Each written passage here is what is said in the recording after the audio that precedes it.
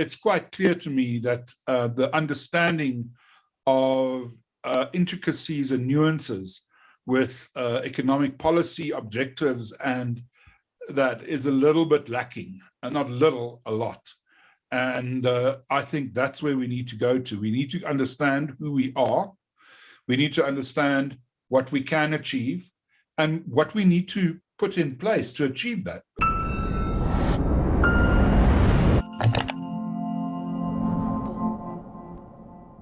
South Africa's manufacturing sector is in terminal decline. So argues Mike Schüssler of economist.co.za. Mike joins us today. Mike Schüssler, welcome back to the CRA channel. Always good to have you here. You wrote an article for MoneyWeb, which we'll link to in the description below, about the declines in South Africa's industrial capacity. Could you share some of those insights with our viewers? Well, we're looking at quite serious numbers in decline. If we go back to 2008 to where we were in the 3 months to July, we're down about 16% or so. If we look at the same number in July, it's below the number it was in 2005. So we're talking 16 years and our manufacturing has gone nowhere. If we look from about 2010 onwards, the emerging markets are up 65, 70% sort of thing. We're actually down. And, every moment that I look at these statistics of ours, our output, we've done worse than advanced countries who are in themselves deindustrializing as they enter the more service-orientated economy in an ever faster way.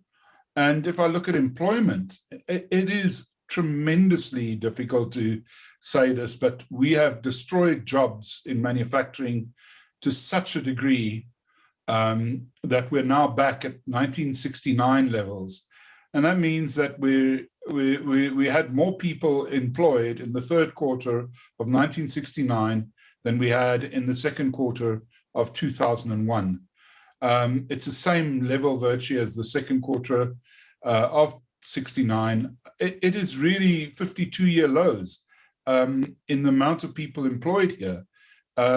If we take that, what we've promised with all our industrial policy is that we would have had actually 350,000 more jobs. It was a smaller number then. We reconstituted the employment numbers, Stats SA did in 2011 and so on. But when we started in 2007, we said we hope to have 350,000 jobs extra. Actually, what we ended up was 200,000 less jobs than then. And so the difference is 550. But if you look at the reconstituted, it would actually mean that we would have expected about 700,000 more jobs. So, quite frankly, it shows that our manufacturing policy hasn't worked. It also says to me, the profit margins, I've seen them in manufacturing, aren't that great when I compare it to other areas of the world. The guys haven't got that much of a reason to open a factory in South Africa. And then you've got all the other supply side problems, not just the labor strikes and the labor legislation. I think that in itself is a problem, but it's not the only problem. The bigger problems are as well the electricity supply. The price of that electricity has gone up. The same with water supply and electricity supply. People are complaining that the railway system doesn't take their product anymore in heavy industry. They're also complaining that their workers can't use the cheapest form of transport to get to work anymore. That's missing. So all the roles that the state should be playing in delivering people at work, around the world, governments subsidize railways and buses to get people to work. All around the world, the people are able, not always state-owned, but able to get electricity. Yes, there are outages now in China and various other places, but ours has been a 13-year problem, and it's taken its toll. And that's why our manufacturing output cannot reach the levels of what it had at its high point in 2008 in April. So ultimately, it's really a bad news situation. Because if we don't create those manufacturing jobs, then the other services, the transport, the electricity, the water can't grow. and neither can the retail and the export market from that. And ultimately, we will import more. And that is a bigger issue, I think, than most people realize. Enjoying this analysis? Click here to sign up for our 30-day free trial for more content from the CIA. So, Mike, let's look at the employment profile of South Africa's manufacturing sector. And it seems that we have a large, fairly young population that could be deployed to the manufacturing sector, but there's just not the absorption that's happening in the labor market. And if you look at other countries like Vietnam, Ethiopia, they also have fairly large unskilled populations that they're putting to productive work in those sectors. So why is South Africa missing this opportunity? I'm not sure why we're missing the opportunity 100%, but one of the reasons what we are missing it, David, is very simply this. We want to have this wonderful skill-based worker set, and we do have some, but those are not the people that are struggling to get work. The people that are struggling to get work are further down, and that's where Ethiopia, for example, has been trying to attract investors, and it's giving them tax-free, 8 years tax-free, and they will help train your workforce, all that type of stuff. And they've done very well in the textile and in the clothing industry. And at one stage, I understand it's maybe not now anymore, but they were the biggest shoe producers in Africa. And that employed their population that they have. And the same applies to Vietnam, the same applies to many others. We want these factories with beautiful robots and everything, and very high technical skills, and great products could be made and so on. But they don't employ so many people. And that's first of all. And second of all, they employ an ultra high skill set in many cases, which we don't have. And Anne Bernstein from the CDE said it very well, I think, many years ago already. And it's always struck me as a very good way to say it. We must start implementing policies for the workforce we have, not for the workforce we wish to have.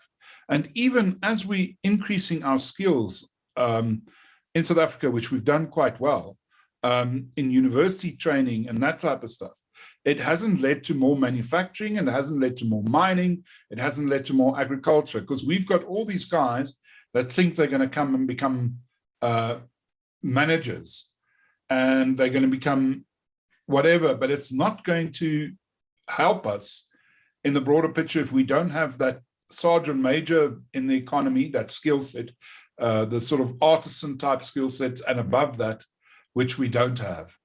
So our policy in the main has been missing the real South Africa. The real South Africa is the guy that can farm the land, is the guy that can drive a tractor, is the guy that can squash the lemons, if you wish, is the woman that can sew and make beautiful T-shirts.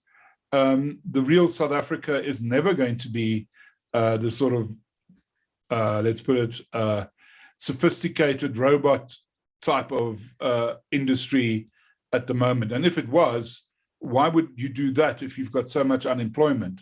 Robots replace people. So I think we've really, our thinking on this was wrong.